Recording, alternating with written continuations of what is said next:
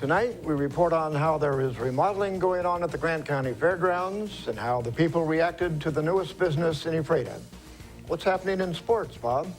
There was a lot of exciting high school and college sports action going on over the weekend. Stay tuned to find out what happened. Let's take a look at our Weather Center forecast. And from the weather department, we're looking at a pretty nice warm-up, back to seasonal temperatures. Unfortunately, unsettled weather continues, but looks like more rain than any of the frozen stuff. We have all this and much more on iFIBER 1 News.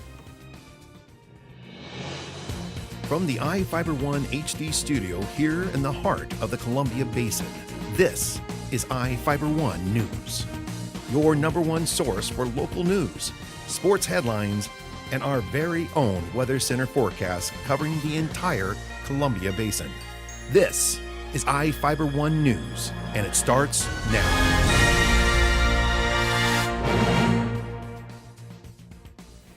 A Mattawa man is accused of following a man home and pointing a gun at him. Prosecutors charge Michael Barajas, a 21-year-old man in Grant County Superior Court, with assault in the second degree. Witnesses reported Barajas and a group of people followed a man home because he looked at them wrong and wasn't being respectful. According to the Grant County Sheriff's Office, when they arrived at the home on the 600 block of Hildy Way South in Mattawa, the two men began arguing, and Barajas reportedly pulled a gun out and began pointing it at the victim. The victim described it as an automatic handgun. The police report doesn't state whether the incident was gang-related, but initial reports by police stated Barajas and the other men were wearing red. The Columbia Basin Cancer Foundation offered country sweethearts a chance to dance and enjoy some romance while supporting a good cause. Reporter Courtney Vasquez has the story. Columbia Basin locals grabbed their hats, put on their boots, and rallied up donations for the Country Sweethearts benefit dinner. Columbia Basin Cancer Foundation has hosted this event for 5 years now. Executive Director Angel Needler said all proceeds from the event benefit cancer patients in Grant and Adams County. She said they value this event because it brings in enough money to help patients all year. One of our goals is to get our word out that we're there to help our local people. We see young, old, we have a child on our patient list, and they're every walks of life from every stages. Locals donated a variety of items to auction off at the event. Maxine Hansen and Mel Neal have been donating to the foundation for years. They said they've made over 600 quilts for local patients. Every new patient that comes into their office that goes on the bus gets a quilt free. And it's just a little something that you or say a man, you're upset because you got to go to chemo, but you don't know nothing about it. So you're sitting there nervous, and they give you a quilt. And it kind of breaks the deal. It just makes them feel better. Two locals who have battled cancer share their experience with the disease. They reminded people that cancer can have an impact on anyone. And being in my 20s, the last thing I ever thought I'd have to deal with was cancer. But my main worries were money and chasing women and having a good time. But definitely the last thing that crossed my mind was having to deal with cancer. Last year, the Columbia Basin Cancer Foundation raised over $55,000 with this event. The funds help patients with travel expenses, wigs, hats, groceries, and more. Needler hopes everyone knows that they aren't alone. The Columbia Basin Cancer Foundation is here to help. For iFIBER 1 News, I'm Courtney Vasquez. Thank you, Courtney. The Republican women of Grant County are hosting Grant County Clerk Kim Allen to present information on how she serves Grant County. The meeting is at 7 p.m. tomorrow night and is open to the public. The group meets at the Emperador Azteca restaurant in Moses Lake, located at 117 West 3rd Avenue. Each of the people you see here has warrants for their arrest and is wanted by various law enforcement agencies. If you see any of these people, the Department of Corrections asks that you do not attempt to detain or apprehend them, but to call police. You can also call the Department of Corrections at 509-764-6180 during the day or 509-762-4700 1160 after 5 p.m. We'll be right back after this.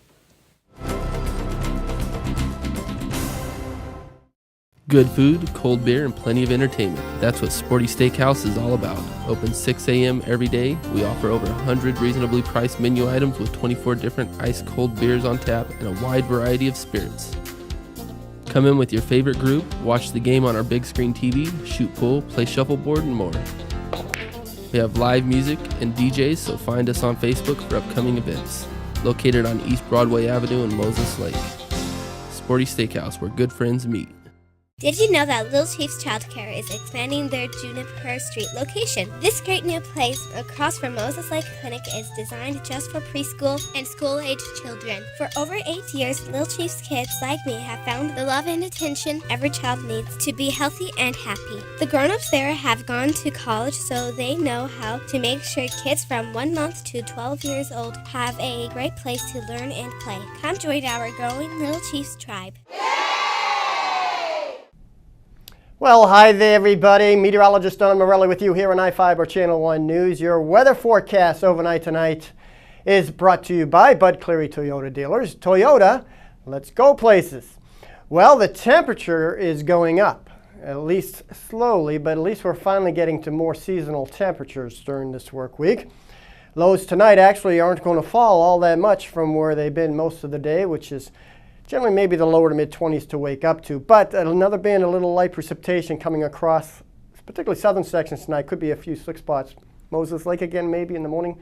But a more moderate precipitation event, possibly late Tuesday into Wednesday. So I'm more concerned about Wednesday morning with the freezing rain possibility. But in general, temperatures are going above freezing for much of the rest of the work week. And we'll have 2 more rain chances later on in the week. One Thursday night, Friday morning, and another one Saturday afternoon, Saturday evening. So you get the picture, rather unsettled, but the temperatures are at least trying to nudge their way up. In fact, temperature this afternoon still on the cold side, 28 degrees when you're comparing to where we should be, 41.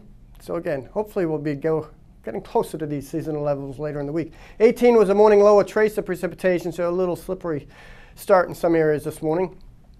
29 and 15, the extreme in Moses Lake, and again, a little bit of freezing precipitation, some patchy freezing rain and even some snowflakes in some of the areas early this morning.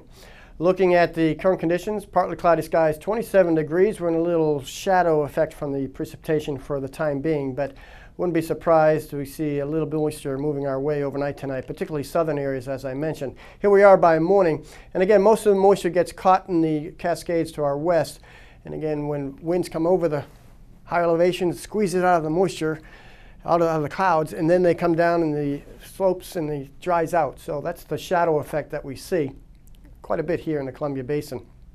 Hard to get a shadow effect, though, with this slug of moisture coming in late Tuesday, Wednesday. That's why I'm concerned about Wednesday morning, maybe some patchy freezing precipitation, but mainly liquid during the afternoon. And then we dry it out again briefly, but another slug of moisture coming in on Thursday. So you get the picture. We're in the pattern for unsettled weather now and then, but temperatures are at least getting up there. Look at that, mid to high 40s, western areas of the state on the coast. Inland Northwest, still some periods of snow in the high elevations. And here in the Columbia Basin, we are looking for temperatures with partly to mostly cloudy skies above freezing.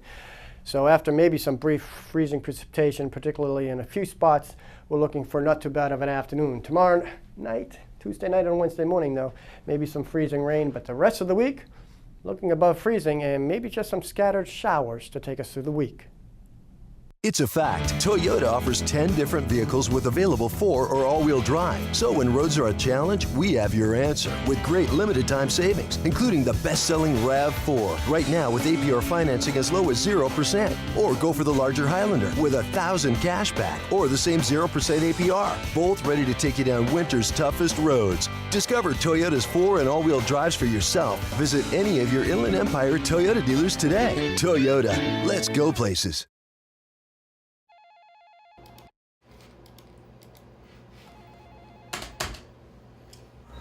Doc, your rental clock's here, but our network is down. What do you want me to do? I just noticed. Call JL Computers. He's probably already on it. Computer systems and networks are not only vital to doing business, they are often the key to efficiency and profitability. At JL Computers, we offer continuous monitoring of your system and provide immediate support when something goes wrong. Call today and talk to our certified technicians about your needs. Welcome back. I'm Bob Kirkpatrick with today's local sports. Moses Lake High School basketball split games with Davis at home Friday. The first game of the evening turned out to be a lopsided contest as the girls ran past the Pirates 84-58. Jessie Loretta had the Chiefs' offense off and running early in the ball game as she and teammate McKenna Walker hit for the first 10 points of the contest. Moses Lake put the pedal to the metal and pushed its lead to 47-28 at the half. Davis was banking on intermission, interrupting the Chiefs' rhythm, but the 15-minute break didn't cool off their sharpshooters as the Chiefs hung another 37 points on the board in the second half to run away with it. Moses Lake's Emily Olson knocked down a game-high 22 points, and the Chiefs secured the district #1 4A seed from the Columbia Basin Big 9 Conference with the win. Moses Lake is at Sunnyside Friday and must beat the Grizzlies to nail down the league title for the second year in a row. Well, the second game of the evening was a hard-fought physical contest battle, that is, between Moses Lake and Davis, as both teams earned every point they made. The Chiefs jumped out to a 6-0 lead, but trailed 28-27 at the break. Davis held a slim 43-41 lead heading into the final 8 minutes. Moses Lake trailed 61-58 with 4.9 seconds left. Cesar Sandoval missed a layup to tie it, but Tyson Carstetter was fouled on the putback and sank one of 2 free throws to make it 61-60. The Pirates' Mikhail Lotz threw the pass the length of the court to a streaking Max Jones, who was intentionally fouled by Ricardo Gonzalez with 1.8 on the clock. He missed both attempts, but the Pirates maintained possession. Lotz was fouled on the inbounds pass and sank 2 to push the score to 63-60. Moses Lake failed to inbound the ball within the required 5 seconds and turned it over to Davis with 1.3 seconds on the clock. But Mitch Holman was whistled for a technical foul as he slammed the ball to the floor in protest. Lotz returned to the line and sank one of 2 shots to end it 64-60. Big Bend basketball won both of its game against Blue Mountain College at home Saturday. The Lady Vikings made it 3 wins in a row as they got past the Lady Timberwolves 69-66 in the first game of the afternoon. Big Bend had trouble knocking down their shots in the first couple of minutes of action, but caught fire to take a 39-27 lead into the locker room at the break. Blue Mountain had the hot hand in the second half as the team outscored the Lady Vikings 39-37, but was unable to make up the first half deficit and dropped the contest.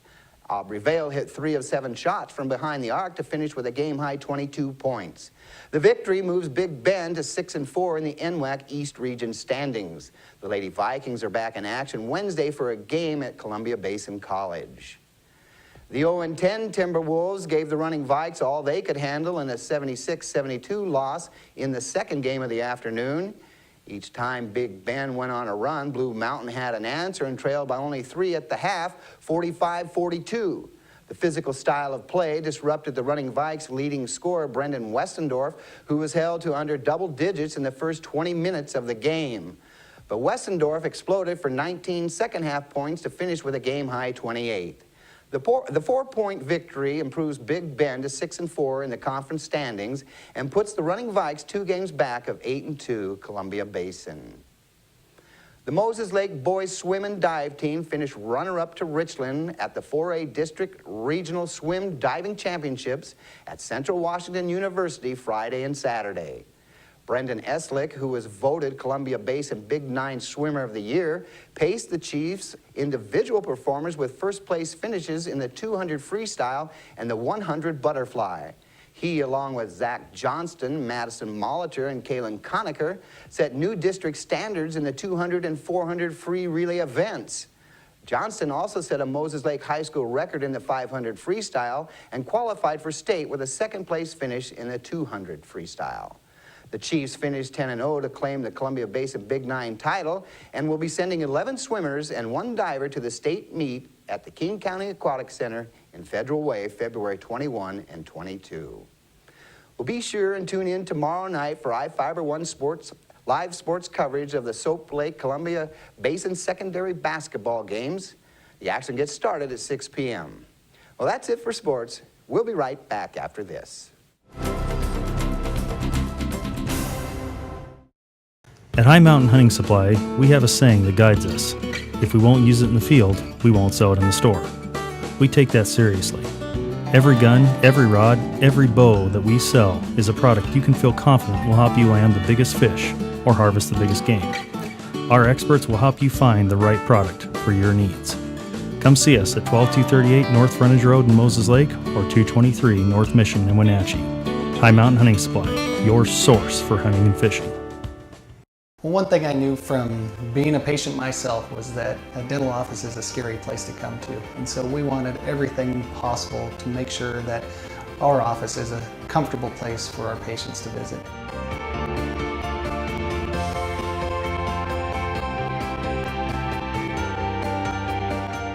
The patients that I have, my clients, have made me a part of this community, and we want to give back in every way possible.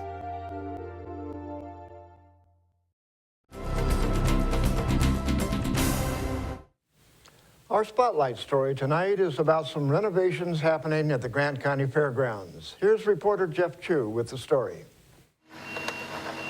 It's chilly and snowy outside, but wintertime interior work is humming along inside the popular Grant County Fairgrounds Ardell Pavilion. Fairgrounds manager Jerry Gingrich says the facility will be reopened for horse riders on Thursday. Gingrich, who has managed the fairgrounds for 2 years, talked about the pavilion arena's aesthetics improvements. A lot of it was input from the groups that use it, the fair itself, the horse groups, other entities that rent the pavilion. We have the tractor pull here, a lot of different equine events. It was just, we're trying to make it so it's not so much one size fits all, but we don't have to do a lot of changing for each group, and that's the reason we put in the taller panels back there. We won't have to remove those for any of the horse events. They'll stay there, or for the tractor pull. And then if anyone remembers also, most of the panels were 24-foot spans, and in the 12-foot section they were just linked together. Now we've put posts at every 12-foot section, so they're much more stable. The improvements cost about $3,000, but Gingrich said they will be highly visible. The money we actually took out of our own operating funds. It was budgeted, it was planned. We had hoped to use some of the bond money that was left over, but the bond has now been used up from 2007. So we've basically taken this just out of our own budget to improve it for the groups that use it. Why were the improvements necessary? A lot of it's, and we're not done, it's not just the riding, the panels, the arena panels, we're also going to put in better ventilation. It's just for the public use. This is for the citizens of Grant County, and we want to make it better to use, and the more it's used, the better it is for the fairgrounds and for everyone that uses it. And then also the maintenance guys remodeled the inside of the kitchen, resealed the floor, put in new grease traps, just making it, once again, better use. We're also putting in cooling in the dining area, so during the summer, if you sit in the dining area and eat, it won't be 100 and whatever degrees. The Fairgrounds Pavilion is well used, according to Gingrich. We had roughly over 100 events here last year in this pavilion, and during fair it's used every day. We have the spring, junior livestock show, every equine event imaginable. We have the cattle events, the Semitol, a lot of cattle events. The next notable improvement inside the pavilion will be a scoreboard for equine and other events. I'm Jeff Chu for iFIBER 1 News. We will be right back after this.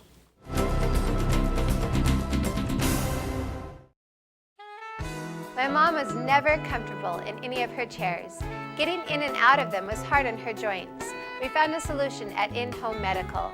They have a great selection of lift chairs. Many cost less than national brand recliners. Some even featuring heating and vibration for added comfort. They can take her from a flat sleeping position to nearly standing. We found everything she needs for a much better quality of life at In-Home Medical. Let's go back to where better ingredients, better pizza first began. Road trip.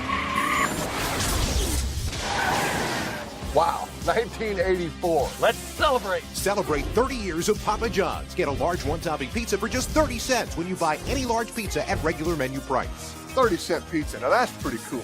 This is what's cool. No, That's just wrong. Stick to better ingredients. Better pizza? Papa John's. Papa John's. Please.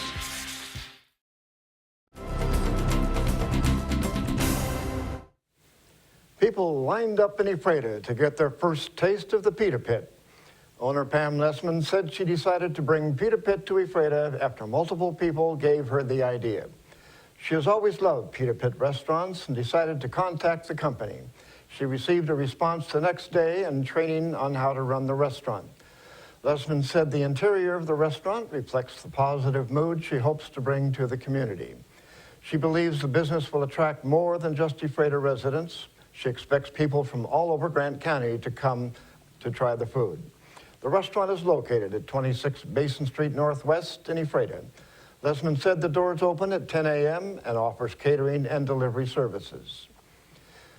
In Northwest news, there's a massive meat recall taking place involving nearly 9 million pounds of beef and veal products from Rancho Feeding Corporation in California. Federal officials say the meat came from diseased animals that weren't properly inspected, but no illnesses have been reported. Luckily for Grant County shoppers, the meat never made it to Washington State. The meat was shipped to distribution centers and retail establishments in California, Florida, Illinois, and Texas. And that's going to do it for us here at iFIBER 1 News. We want to thank you for watching, and we'll see you again tomorrow.